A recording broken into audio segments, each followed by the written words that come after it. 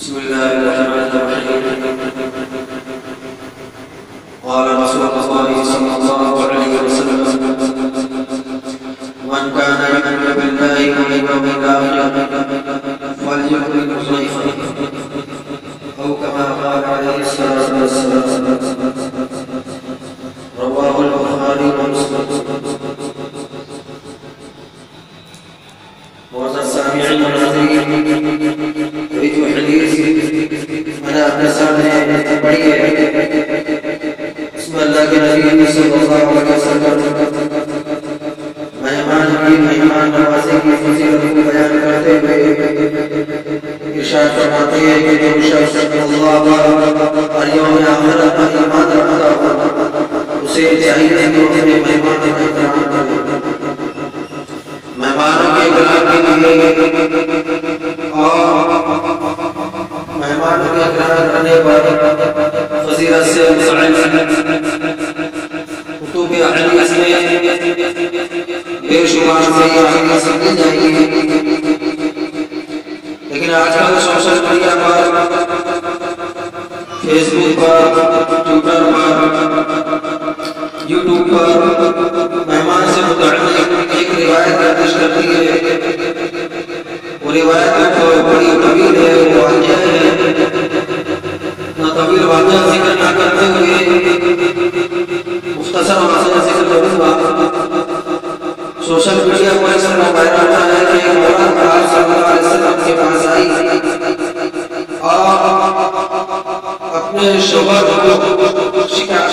کی شکایت کی کہ میرے شوہر اپنے دوستوں کو گھر پر لا دیتے ہیں، مہمان حضرت سے آتے ہیں، میں پڑھانے جاتی ہوں.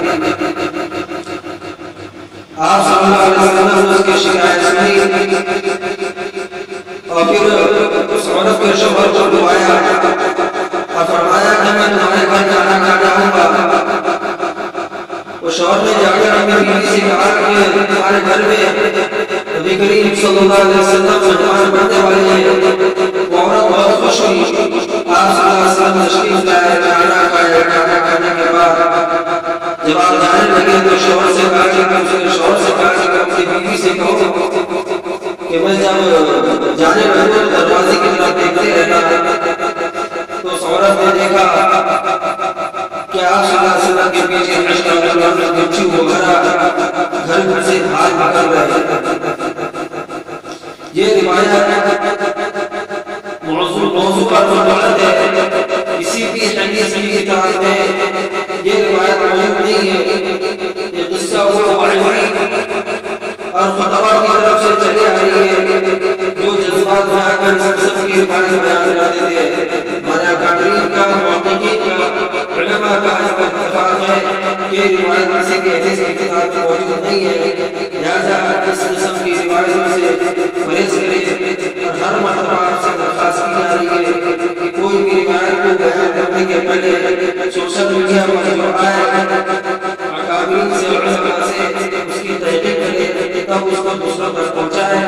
کیونکہ جو بھی روایتوں کو حدیث بنا کر پیش کر لینا اور دوسروں کے سامنے اس کو بیان کرنا یہ بہت بڑا گناہ ہے.